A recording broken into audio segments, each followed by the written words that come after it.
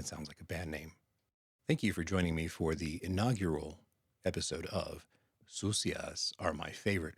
I'm your host, Gallo, the chivalrous chauvinist. Today we're going to dive right in and talk about pretendoms. Okay, I'm going to talk and you're going to listen to me talk about pretendoms. Now, in case you're thinking, that's not what I heard. Really? Is that really what I heard? But yes, you are hearing me correctly. I am saying pretendoms as one word because these guys don't deserve to have a capital to define their role. Actually, that's something to come back to. Now, I'm going to give you a warning, not because what I talk about is sexual, but because in this episode, I'll be talking about non-consensual sex. Proceed with caution. In any case, some of you might even call these guys fake doms or doms with the fake mask. For those of you that aren't aware or into the BDSM scene, the short version is doms make the rules and subs usually follow them. I say usually for two reasons. Some subs are bratty by nature, and they defy doms for pleasure through pain. The other reason is that some doms enforce a rule too harshly, which can in turn negatively affect how a sub behaves or how they maliciously comply, though these are outliers or exceptions to the rule. However, this foundation of trust allows for free and open communication. Then there's these pretend doms who have the audacity to say things like, if you were a true sub, you wouldn't have any limits, or I don't need a safe word, I know what I'm doing. I don't know how long these pretend doms have been in the scene or if they've ever even had a sub, but anyone in the scene knows that there is a need for safe words, just as there is a need for trust, because only then can they be free to give consent. I think there's a misconception between what the public thinks and what the scene is. BDSM is not about sex. It can be hypersexual, but it doesn't always have to be. There can be some type of oral stimulation, penetration, or anything else which would equal sex. But again, not all kinks have to involve sex. Another misconception, it's not all about beating and flogging one another. And lastly, for this context, just because someone is a kinkster does not mean that they are down to fuck anyone at any time. Kink can be a way to relieve pressure from high-stress jobs. They could seek physical abuse, verbal abuse, or forced humiliation to take themselves down a notch. It could be something subconscious that your mind tries to work through.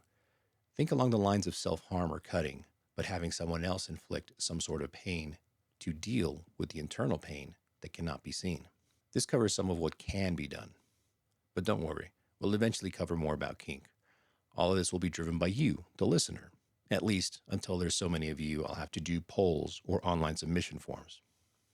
Anywho, the point of this is to help the newbies and anyone who happens to be a bit out of the loop in what's going on in the past few years. So let's go back to 2011, mid-spring. That was the first publication of 50 Shades of Stupid, or Gray. We didn't know how stupid it is then, or how stupid it was then. See, mainstream/vanillas, as in vanilla ice cream, plain, modest, etc., got their first glimpse of this world that's foreign to them.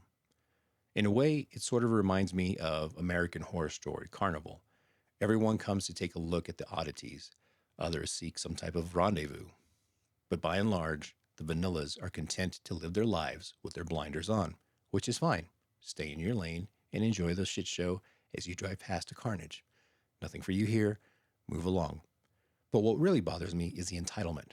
The way I see it, the biggest issue here is pretend doms must have gotten their education, for lack of a better word, from 50 Shades, or the other books that followed the same pattern and trend set in 50 Shades of Shit. There's a particular scene where Christian, that's the guy that's allegedly a dom, is doing something with a girl who is a virgin. It gets too intense for her, and she says her safe word, to which his response is something along the lines of, safe word be damned, I have to have you. And he rapes her. I say rape because as every fucking one I know in the community, this is a big, oh hells no. Safe words are there for safety, not just physical, but mental and emotional as well. And to ignore it violates the trust and consent, and that is at the heart of BDSM. The sub has to trust that the dom will keep their best interests at the forefront of the playtime. The sub has to trust that the dom will stop when the sub says stop, or whatever their safe word is. Though I also use caution words. Safe words are essentially stop, game over, do not pass go, do not collect $200.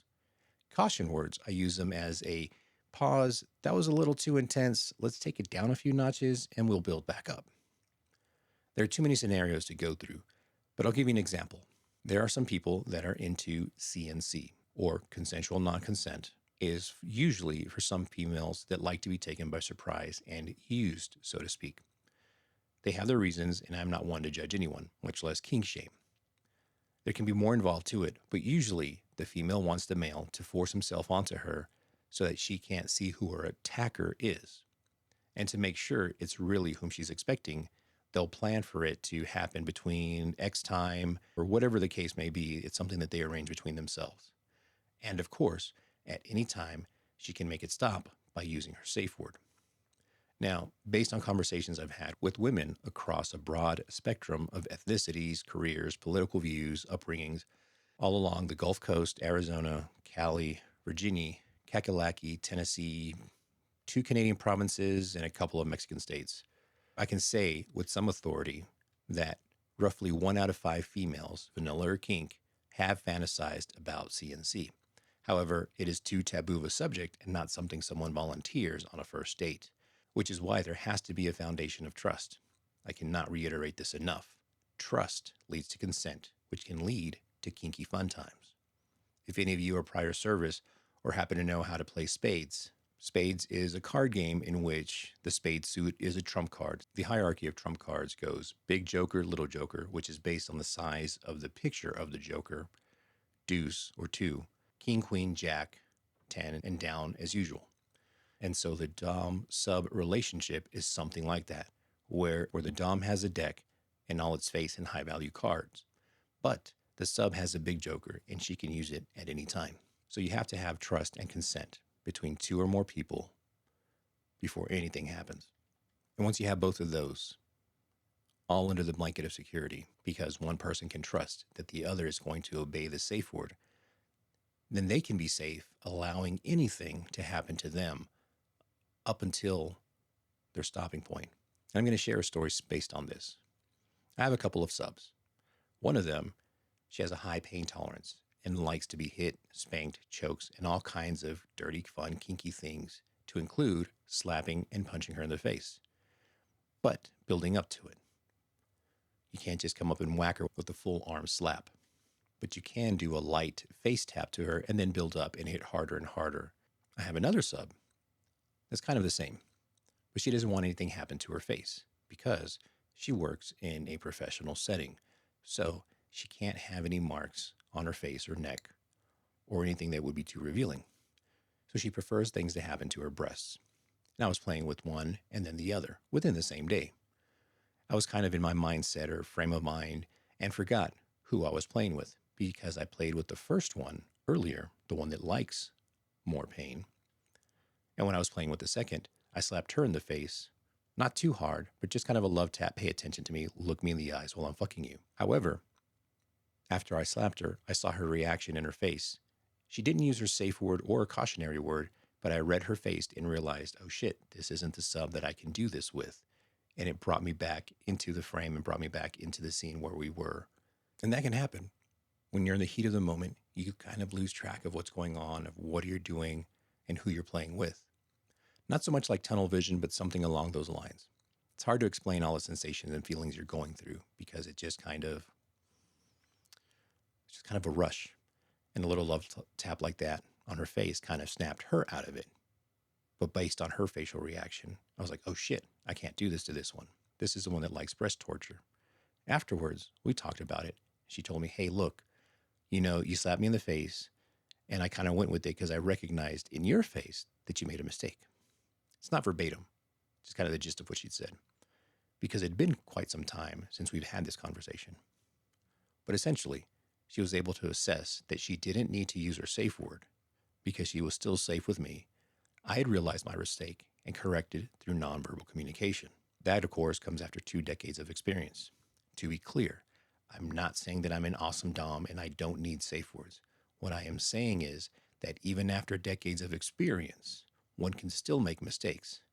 And having trust between each other and being able to read body language, we were able to continue to have fun and have an adult conversation about it afterwards.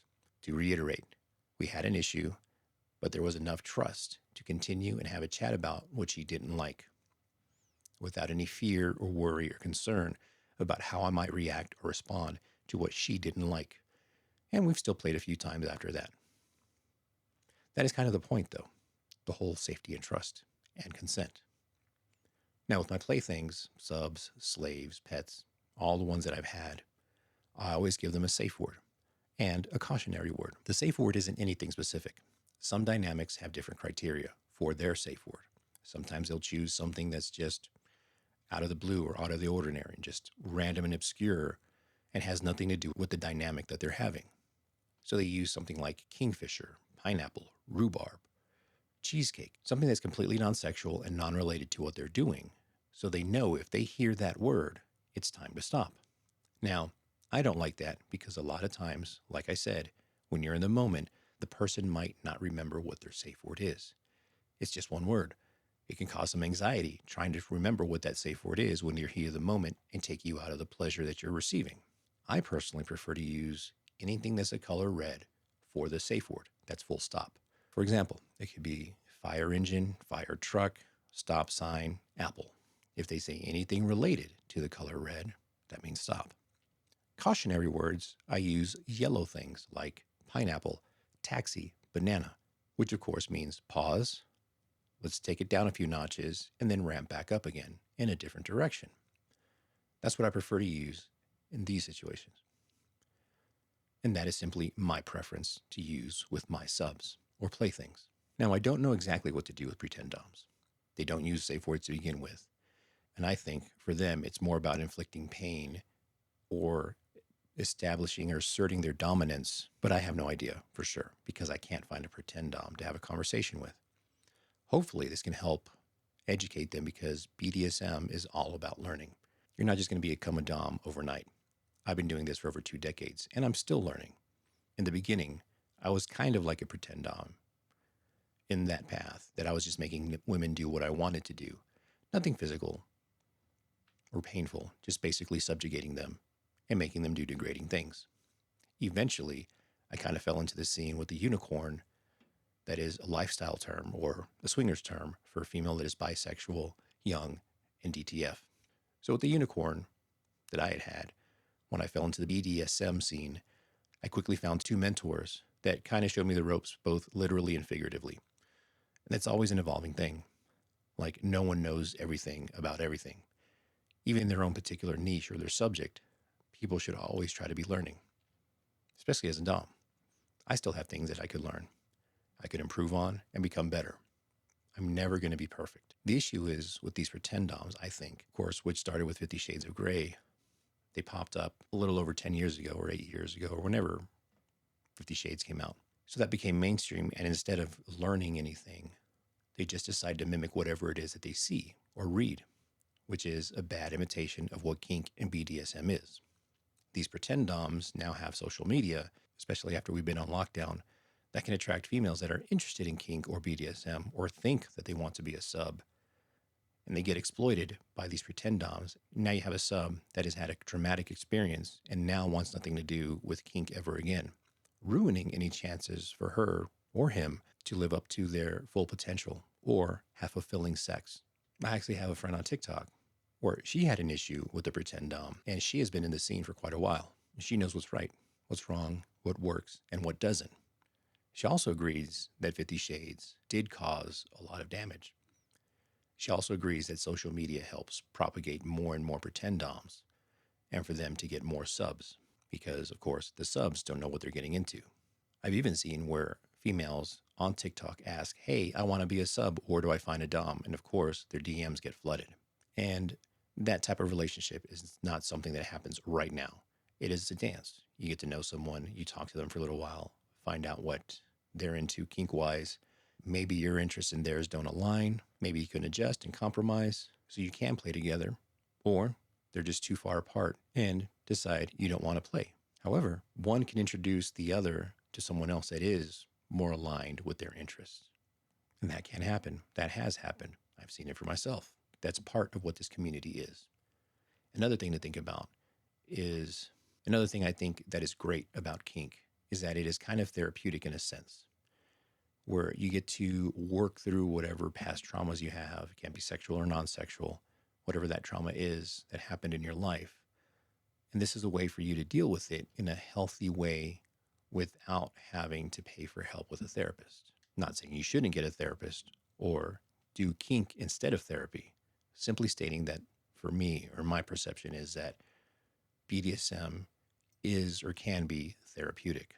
So, one issue I have with the pretendoms is, of course, most of the community ridiculing them and calling them out as pretenders, which they still have a following and still they somehow manage to get subs.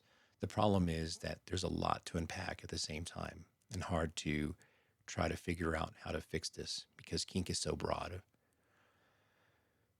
There's so many things that can fall under the umbrella of kink, but just within the scope of DOMs and sub relationships, that is not the point of the talk. The idea for me, I think, is to somehow get a conversation or opening up a dialogue with pretend DOMs to get them to join the scene and learn and understand what it really is to become a better DOM.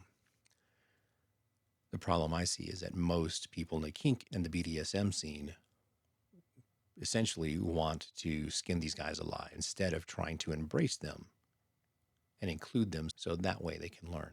I think you should always want to learn more, learn from other people's experiences, learn from either podcasts, books, blogs, anything that can help you enjoy your kink more, and try different avenues to play with.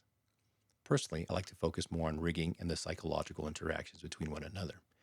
This is very distinct between what I do with the sub when we're playing versus how I treat a person outside of that.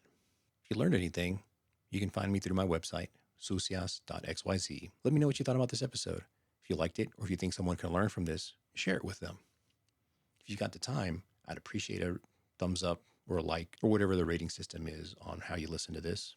If you got any comments or ideas, find me on my website, shoot me a message, and I'll definitely get back to you. Thanks for listening. I love you. You're worthy of it. Till next time, besos.